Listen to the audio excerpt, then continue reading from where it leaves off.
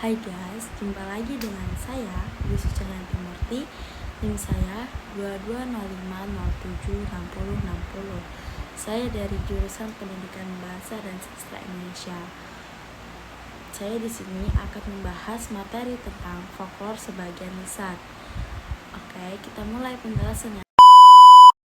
Apa sih folklore sebagian lisan itu? Folklore sebagian lisan diartikan sebagai folklore yang bentuknya merupakan campuran unsur lisan dan bukan lisan.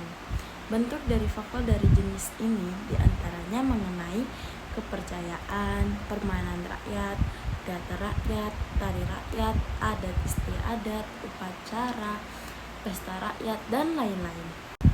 Yang pertama, kepercayaan dan tahayul. Apa sih itu tahayul, guys? Menurut KBBI, tahayul itu adalah suatu yang hanya dalam khayalan belaka, kepercayaan kepada sesuatu yang dianggap ada atau sakti, tetapi sebenarnya tidak ada atau tidak sakti.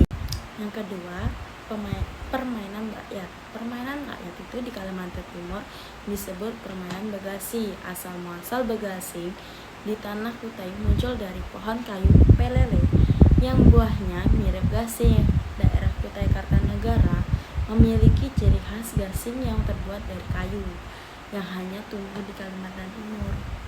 Pembahasan yang ketiga, tari rakyat. Tari rakyat dari Kalimantan Timur yaitu tari Dayak yang berasal fungsinya terbagi atas 3 kelompok, yaitu pertama, kelompok tari upacara. Kelompok tari upacara adalah tari yang berfungsi sebagai sarana upacara adat dan agama, misalnya tari ajat, temual betai, atau nyamut temuai Dayak Malang, dan lain-lainnya.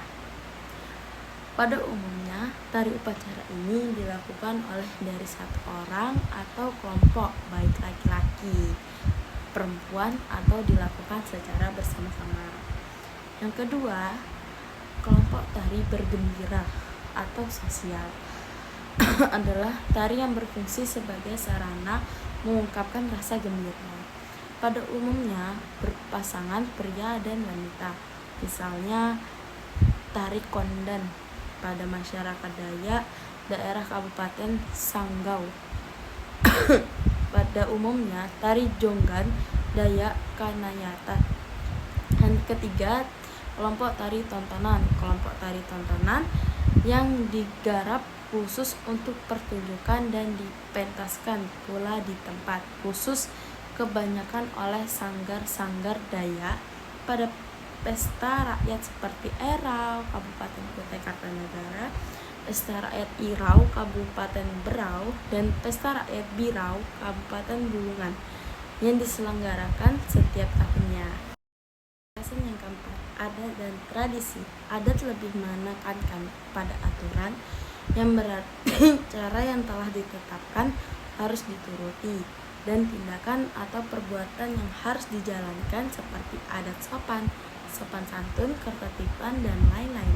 Sedangkan tradisi lebih menekankan pada suatu yang biasa dikerjakan atau dilakukan secara berulang-ulang. Yang kelima, yaitu hukum adat di Kalimantan Barat. Hukum tertulis yaitu yang pertama, kewilayahan sebagai sebuah desa. Desa adat tentu memiliki batas-batas wilayah dengan desa yang lain. Yang B, kebudayaan setiap desa adat dikepalai oleh temenggung. Kasus Kabupaten Sekadau mengangkatnya temenggung sebagai kepala adat berdasarkan surat keputusan Gubernur Provinsi Kalimantan Barat. Yang kedua, hukum tidak tertulis. Yang pertama, kewilayahan sebagai sebuah desa. Desa adat tentu memiliki batas-batas wilayah desa, di mana batas desa yang berupa sungai besar dan batu-batuan telah disepakati secara turun-temurun.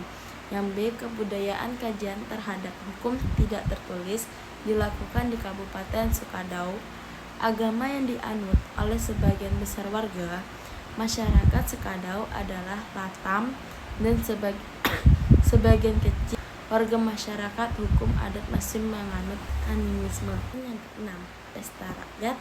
Pesta rakyat adalah sebuah pesta besar atau sebuah acara meriah yang diadakan dalam rangka memperingati atau merayakan suatu yang diselenggarakan di tempat terbuka atau tertutup, jalan umum, gedung, dan atau kantor dengan menggunakan organ tunggal dan atau alat musik lainnya, baik dengan penyanyi maupun tidak. Pesta rakyat contohnya adat Erau di Tenggarong. Erau berasal dari kata kuta erok yang berarti suasana sibuk, riuh, gembira. Alternatifnya dapat diartikan sebagai aktivitas kelompok orang yang mengadakan secara sakral atau rekreasi. Ritual adat Erau merupakan warisan dari Kesultanan Kutai Kartanegara ini Martadipura. Erau juga dilaksanakan berdasarkan ketetapan waktu yang telah ditetapkan oleh Kesultanan Kutai Kartanegara ing Martadipura dan pemerintahan Kutai Kartanegara. Ada beberapa tingkatan waktu pelaksanaan Erau. Pertama 40 hari 41 malam. Yang kedua 24 hari 25 malam. Ketiga 14 hari 15 malam. Yang keempat 7 hari 8 malam. Saat itu Erau dilaksanakan setiap 1 tahun sekali sebagai upacara yang patut dilestarikan. Setelah tahun 1971, pelaksanaan Erau memilih waktu yang singkat, yaitu hari 8 malam yang sudah menjadi keputusan kesultanan. Itu tadi pembahasan dari saya. Saya mohon maaf apabila ada tutur kata yang kurang berkenan di hati kalian. Saya mohon maaf yang sebesar-besarnya. Saya akhiri. Wassalamualaikum warahmatullahi wabarakatuh. Sampai jumpa lagi.